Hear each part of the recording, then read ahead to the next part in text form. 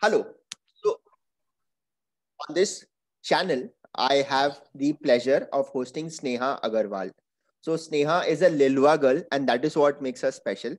The second point was that she's from St. Agnes, where my daughter studies, and therefore, there is this special charm that the school is so special. And she's from Xavier's, in between Loreto House, a lot of good things. And now she's cracked. I'm Cozy Coat, and she'll be joining the batch, and her classes commence day after tomorrow. So, welcome Sneha to the show. Quickly take us through your formative years of schooling, college, etc. So I started with my formal education from St. Agnes Convent. I appeared for my ICSE exam from St. Agnes, and then I went on to Loreto House for my plus two. I appeared for my ISC from there, and then I took up economics honors in St. Xavier's College. After completing economics honors, I went on to management, and now I have got selected to Indian Institute of Management, Kozhikode. So, some very interesting part of your growing up that you would like to share with audience, something which really was the turning point in terms of your academic career, your thought process towards life. So when I was in St. Agnes, I was a child back then, so did not think about so much of what will happen next, or I just went with the flow. Then when I went to Loreto House, I met a different kind of people, different kind of thought process, mindset, and also we were back then like, yeah, you have to decide what you want to do next because you just have 2 years to decide what you want to do. So that time I became more serious, like more career focused, and shifted my attention, though I wanted to keep it very balanced regarding co-curriculars and academics, but I shifted my focus more to academics, and then I landed in St. Xavier's College. And that was a very different experience from what I had experienced in till class 12. A different kind of platform showcasing, meeting intellectual people from all over India, and it was amazing. So I think what made a difference was when I opened myself up, when I opened to more exposure as and when time demanded, I became more and more comfortable with meeting new people, interacting with them, and understanding their needs and perspective as well. So that kind of made a more difference than what academics played a role. So every time you change school and went to a different school and then went to college, the new people. So it is like, you are the product of the 5, 6 people that you are in company with. So that kind of defines this thing. When think that since you studied 11, 12 in commerce, so after commerce, you went for economics honors. So what was the reason? Was it like a great affinity for mathematics, statistics? Why didn't you opt for the more traditional BCom or let's say BBA, since you were very fixated that, yeah, you were going to go for an MBA? So when I first started studying economics in class 11, so I found it very interesting, and I found myself more more into eco. I found myself studying eco all the time. I found it so interesting. So back then, when everyone was deciding what should I do next or not, I was kind of convinced that I wanted to pursue a career which was heavily focused on economics.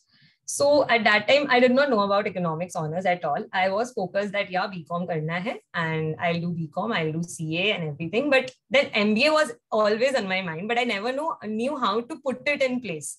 So then I started researching about any other qualifications which are very heavily focused on economics and mathematics side by side.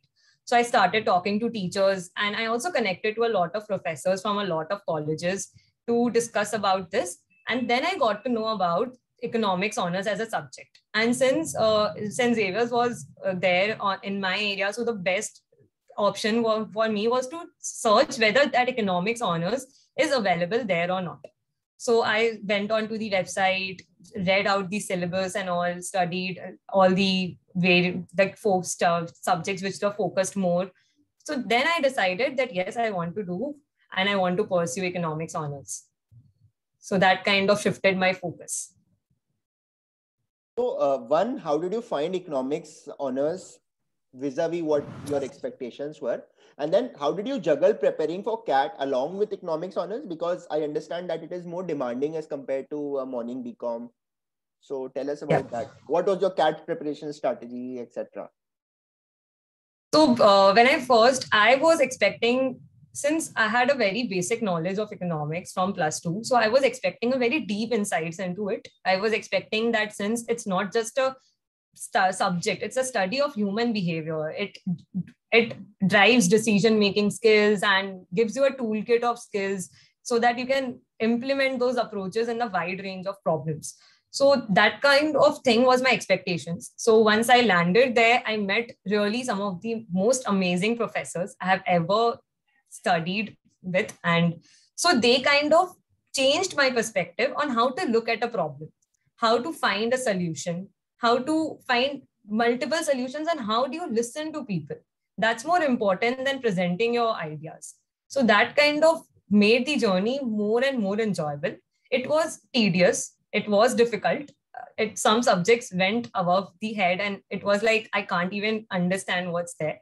But then at the end, when you go with the flow, you understand what's there, then you understand that yes, nothing is so difficult. It's like you have to keep your mind calm. You have to understand that some things are difficult, some things are not, and which are difficult, you just have to put in a bit of hard work to understand those concepts.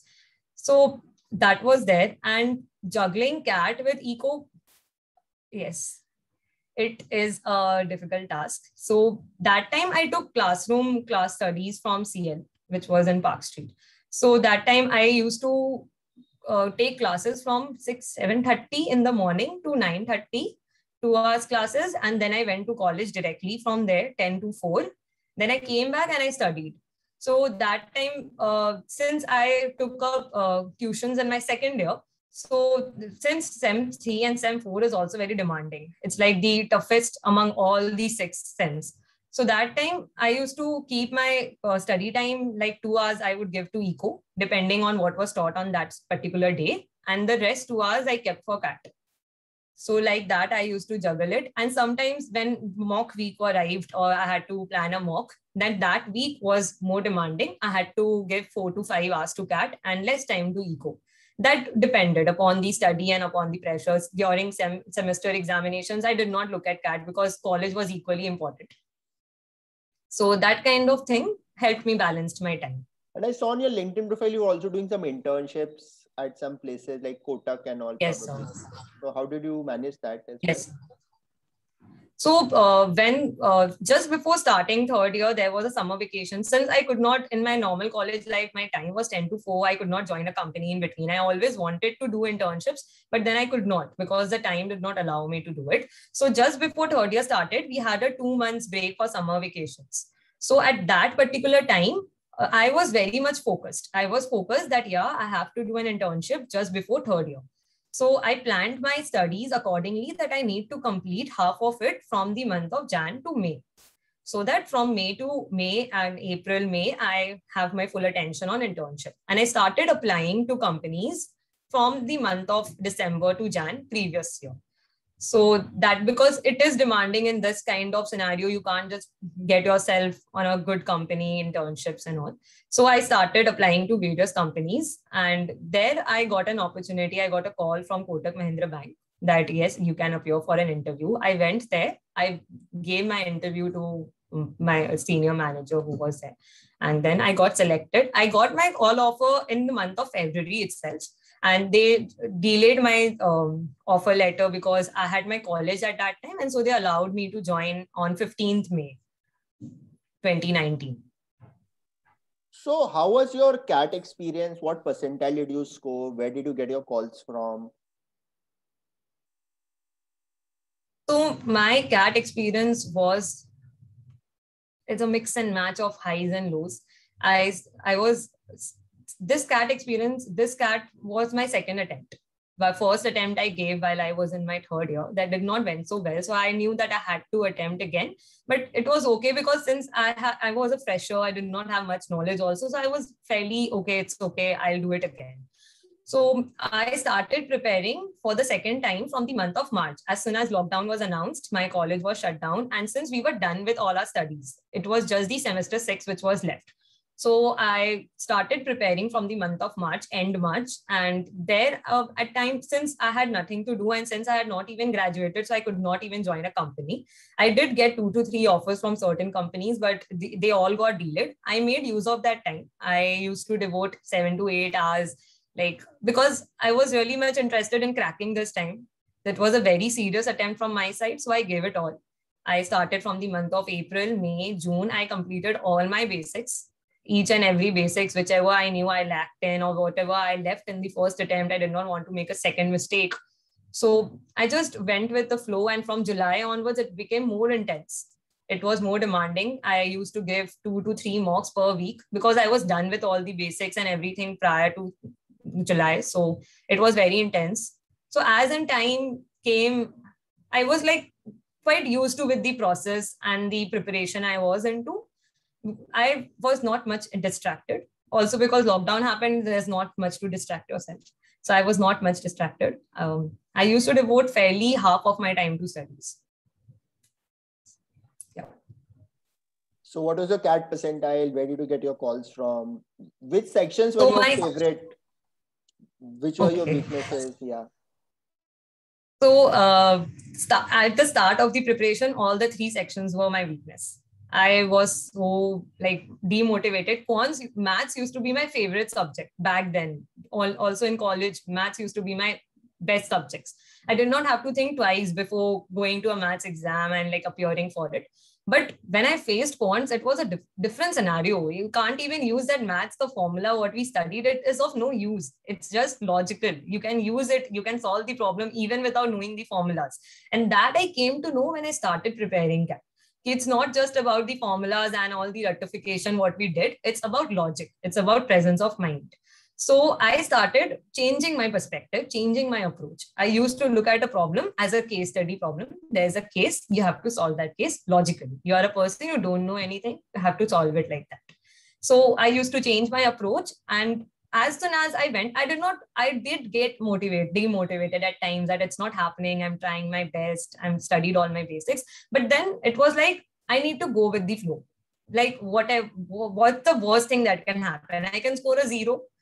What's the worst thing? So that was there in my mind. So I went with the flow and gradually my scores kept on increasing and it kept on improving. So my best version from CAT was LRDI. It came out to be the best out of me. And since VARC was not my focus that much because I felt I was fairly strong in VARC. I had a good grip on English language. I had a good grip on vocabulary. So it was my strong section. But LRDI came out to be the best version of me. QA required a lot of hard work to get out from that kind of structured study, which I had been from the past like 15, 16 years. So it came out to be good, but LRDI was amazing. And my total percentile was 97.24. And I got calls from all the IIMs except ABC and L. And apart from IIMs, I got calls from SPJIMR, XLRI, MDI Gurgaon, and IMT Ghaziabad. And take us through some part of your interview journey, your highs, lows there. Interview experiences were very different in itself. And almost all my interviews were scheduled in the month of February back to back. It was like today I had my CAP interviews, tomorrow I had my SPJIMR, day after tomorrow I had my IIM Kozhikode interview. So it went very back to back. I did not even get time to settle and realize what mistakes I did in my previous interviews. So that kind of took a toll on me. I started realizing that it's not going as I planned. All my best calls have not done so well. But then after hearing a lot of experiences, you get to know that almost everyone has their own story and own journey towards an interview process. Some were very interesting, some were very, very much fun, and some were very acads based, and some were very much general knowledge. And some colleges like SPJIMR, I believe, focuses more on the person than on their past. They focus more on the profile of the person. How is the person? How will that person make a difference? So that kind of process was very different. So these kinds of experiences, but it shaped really well. It was fun. It was fun to be. Question, for example, where you really aced a 6 and some question where you really goofed it up completely. So There was an instance. IIM Kochikode interview was a mix of all of things. It was a fun. It was the longest interview I had. It was for 27 minutes. So it was very fun. The professors were so much into the mood of having a good laugh and everything. So they started off with I had my interview scheduled at 3:50 p.m. They came live at 3:40 p.m. So, and I usually don't take risk. I used to sit 1 hour prior my interview time so that there's no technical errors. So I was there waiting for them. They came at 3:40 and the first question they asked was, how long have you waiting for us? I told them, no, sir, you are before time. Then they said, you must have given us a lot of gali. So I told, no, sir, not at all. Yes, you can. All the students, they sit there for hours and we come late. What is this kind of management? So they started laughing. That was a very like icebreaker time. They're starting an interview with a laugh. It was very different. Because back of the mind, I was thinking, yeah, they will ask me a CAT-based questions. They will ask me recent elections. I was prepared with all kind of general knowledge. I had my book prepared for interview questions. But suddenly they came and they asked me out of the blue that you can give me anything you want. So that was kind of different. And then they shifted focus, like they started with what kind of headphones are you wearing? Which company is it? Are you comfortable in it? So that kind of broke the ice at the starting. And then they kind like went to the FDIs thing, general knowledge, then came to elections, then came to economics. So it was a mix of everything. So it gave me a very good like interview experience. And in the worst interview was XLRA. They legit grilled me. They asked me all kind of rapid fire questions, back to back eco questions, back to back general knowledge. They did not even give me time. It was like 1 minute. What is this author? Did you read this book? What was the insight of this book? What is the summary of this principle? So it was kind of very rapid fire round, and it was 30 minutes long. And I knew from the start that no, it's not gonna happen this time. It's not gonna happen. So that was kind of an interview where given a chance, I could have done much better, but it went all. Wow, that's fascinating. Tell us one thing, like in terms of, there's a lot of information asymmetry around 10, 12 and graduation marks and their role in the entire CAT admission process. And let's say there are people who have not scored that high in 10, 12, maybe they are in their 80s. So like we had Harshita last interview, she had just her 80s in a class 10. So then is your like CAT chance is completely doomed. And the second part of the question is being a female applicant, and I'm very happy about that as of now because I also have my two daughters. So what role does being a female applicant give you in terms of additional points in different institutes? If you can just shed some light on that. So different institutes have different criteria. They have different weightages allotted. ABC have their different, L has a different criteria, I has a different. For, I don't remember all of the criteria which were there. I remember Kochikodes. For Kochikodes, it was, you have a two weightage system. Like first is for receiving a call and second is a final admission offer. So for the first, they had weightage like for CAT score, you are going to have 45% weightage. For class 10, I suppose it was 25%. For class 12, it was around 15%. Gender diversity was 10% and work experience was 5%. So that kind of weightage played a role in securing a call, an interview call. And after you sit for the interview, the final weightage is what happens, 44% on your CAT score, around 20 something, I have it written, 44% for PI, that is personal interview, and 12% was resume score. So that kind of played a very important role. And since COVID, it keeps on changing year after year, depending upon the situation. And since COVID happened, they scrapped out GD and like written ability test for all the institutes. So that also played a major difference in securing the higher weightage in personal interview. And that resume score included 3 components. First, if you are from top 30 institutions under NIRF ranking, you get 4 marks. Top 30 undergraduate colleges. And second is if you have completed your CA or ICWA or CS, then you get 4 marks. And if third component was if you have completed CFA level 1, 2 or 3, you get 4 marks. So that comes out to be 12 marks. And that was resume score. So this is the total process for IIM Kochikodes. And other institutes have their own criteria. So here gender diversity had 10%. Maybe some institutes have 2 marks, some institutes have 5%. So this kind of varies from institutions to institutions. What were your scores in 10, 12 and graduation? My scores for class 10 was 93%, 12 was 98.25. Call 98.25. My God. Yes. Where did you lose your marks? I lost my marks. I guess we take best of 4, right? So all my 3 subjects were 98. Marks. Acha, you lost 7 marks across 4 subjects. Oh my God, this is like a lot of marks lost. Okay, and graduation?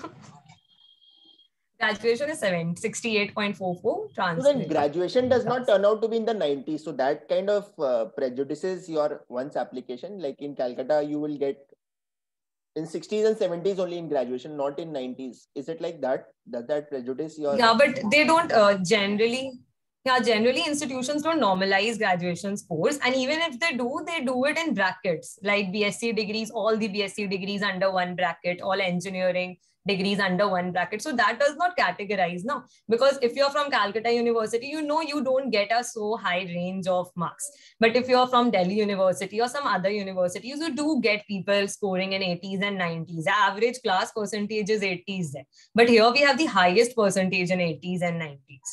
So that kind of plays a difference, but if it's a system, we have to adjust with it. So, apart from the very beautiful campus of IIM Kozhikode, what are the other things that you look forward in the next 2 years of your life?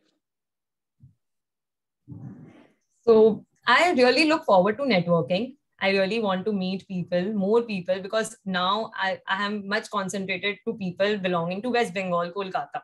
But there people are from all over India and just 20 to 30 people from Kolkata. So I really want to meet different kind of people. Knowing different kinds of cultures and traditions is also one thing which is on there my list. And also I feel that I had not taken, so like once I was in my 11 and 12, I did take up co-curricular activities, but since then I was heavily focused on ACADS. I missed out on certain opportunities which I think I should have taken. Now, when I look back, I think so that I want to do it. I want to give my best. In this 2 years, I know that for some point of time in my life that this will be my last formal education types of degree. So I want to explore each and everything which I did not in my last 15 years. Like the opportunities which I missed in colleges, the opportunities which I should have taken in like 12, because I feel that life is much more about them, much more than academics. It's not just academics. And when we are in the formal education, we are so much focused. We score very good marks in boards, very good marks in college. So that kind of put pressure that you can't do all the things together when you are here in this system. So I want to explore that thing of myself. I know I can do it, but then I want to explore it. And I can completely relate to it because the school that you studied from St. Agnes, that is so heavily academic focused. I mean, no right, left, center, only ACADS, and they want you to really master that. And then my daughter is just in class 3 now. I'm not sure how this is going to pan out when it comes to class 9, 10-ish.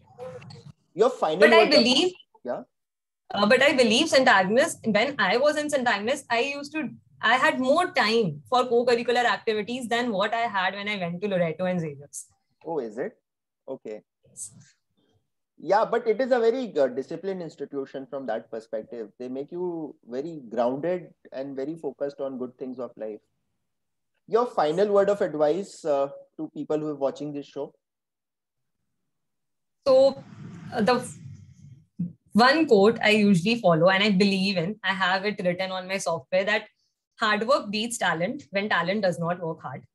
So I never believed that I am a very talented person. I always believed that I was not very best in doing certain kind of things, which I really wanted to do, but I was not best in that.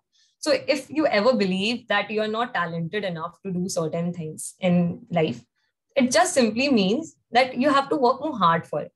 It does not deny you from doing certain things. So that I believe. And also, I also believe that it's never too late to begin. It's never too late to begin. Start where you are, use what you have and do what you can.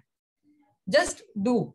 Don't have to believe, like it does not have to be perfect enough to make your life like you have to be on the front page of Telegraph or Times of India. It does not have to be it. If you do your best, whatever you get, you're happy on your own. And that makes a very good difference when you go on to life and you do much bigger things than these small things which we do which we think when we are so small, which we think that, yeah, scoring a 90% in class 10 is so amazing. But when you go ahead in life, you realize that it's much more than just scoring a 90%. So that kind of thing, I believe that you should never lose hope, and no point comparing yourself. No point. Make your own story, make your own journey. It's different. It's different for every person. When I started my CAT journey, I used to see these interviews on YouTube that, yeah, people are studying there, people are sharing their experiences. But then when I started copying their strategies in the starting, then I realized it's not matching with my own. They did something very differently, and that's why they are there. You need to do something very differently to be there. So that kind of thing you need perspective for that. Be humble, be as helpful as you can.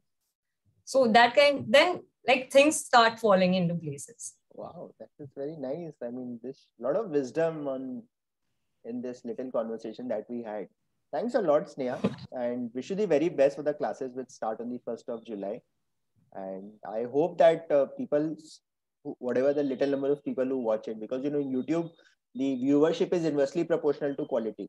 So if I give some masala content, there'll be lot and maybe million views. But if I give some solid advice to people, they really don't want it probably. But I'm going to share the LinkedIn description. It's okay, even if it. Yeah, even if it. Okay. Please go ahead. Even if it makes a difference to one person, it is. Even if it makes a difference to one person, it's enough. Yeah, absolutely. I'm not there to inspire everyone. So yeah, only one person makes a difference. I'll leave the LinkedIn profile description in the description section, and maybe youngsters can connect with you. Thank you so much, Sneha. All the best. Yeah. Bye-bye.